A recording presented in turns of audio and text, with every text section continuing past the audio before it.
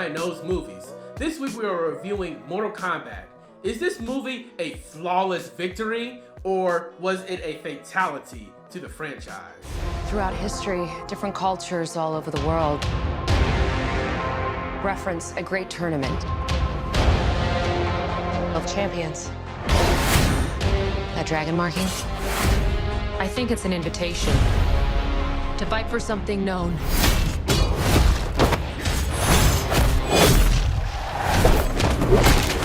As Mortal Kombat. This week, we are reviewing the recently released Mortal Kombat, a video game movie that promises to deliver in all its R-rated glory.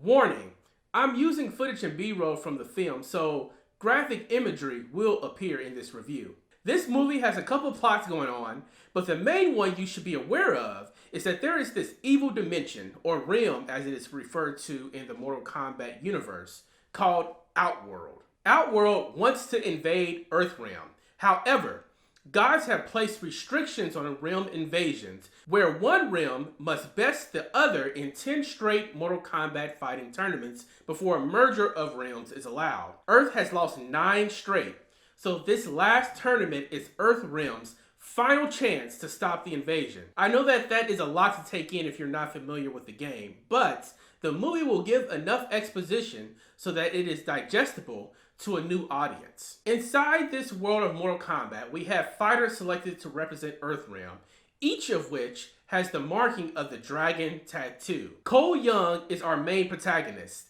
He isn't in any of the video games, but Cole is crucial because he is the direct descendant of Hattori Hanzo, aka Scorpion, who was killed by the evil Sub-Zero centuries ago. He has the power of Scorpion in his veins. Cole joins the characters you know and love, including Liu Kang, Jax, Sonya Blade, Kano, Kung Lao, and Raiden. This is a pretty large ensemble cast, but unlike the Avengers or X-Men, no big name actors are anchoring the ensemble. Most of the actors come from minor roles in TV and other movies, or most of their acting career takes place outside of Hollywood.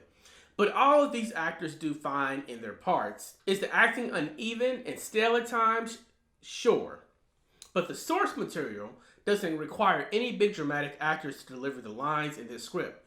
All we need is for them to give us some good fighting sequences and keep the movie moving forward. The most talented actors, in my opinion, are Hiroyuki Sanada, who plays Hattori Hanzo and Scorpion, and Joe Taslim, who plays Bi-Han and Sub-Zero. It makes sense, as you really need them to get you emotionally invested into the lore of Scorpion during the raid of the Shirei-Ryu Temple in the first 10 minutes. Okay, I already know what is probably going to happen with this film. Purists are going to complain because the movie takes some creative liberties with the original stories and characters. Who is this random Cole guy? Why is Sonya working with Kano? What did they do to Liu Kang? Where's Johnny Cage? What did they do to Goro?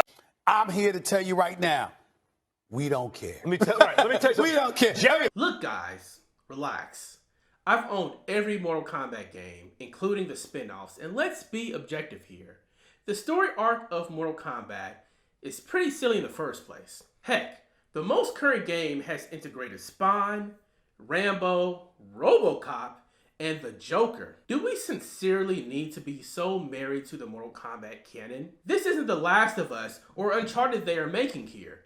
It's Mortal Kombat, a vehicle created to give us brain-smashing brutalities and spine-ripping fatalities. So please, don't go and ruin the Rotten Tomatoes audience score because this tournament didn't take place on an island. But I think it's fair to compare it to the 1995 version, as I believe it is one of the best video game movies ever made. When making a side-by-side comparison of each movie, it is kind of hard for me to say which one is better. I like the campiness of the original movie. Christopher Lambert truly elevates the film as Raiden. Liu Kang and Shang Tsung are much better in the original. We got Johnny Cage, and that awesome Mortal Kombat musical score. But this current movie is fun too.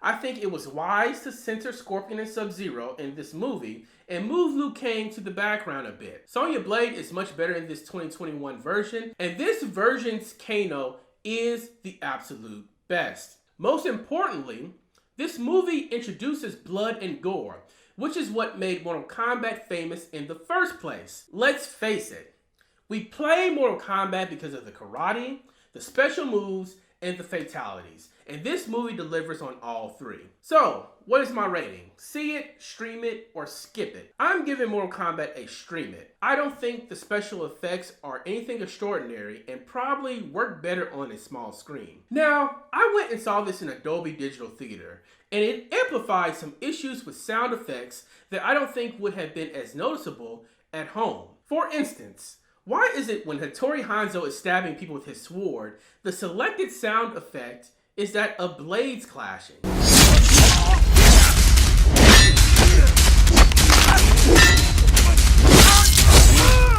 But please stream it. As a lover of Mortal Kombat, I'd love to see a sequel to this movie.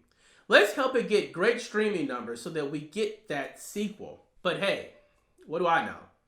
I'm just a guy that loves movies. If you've seen Mortal Kombat, please let me know your thoughts below. I would especially love to hear from some Gen Z gamers who may not feel the same connection to the 1995 movie.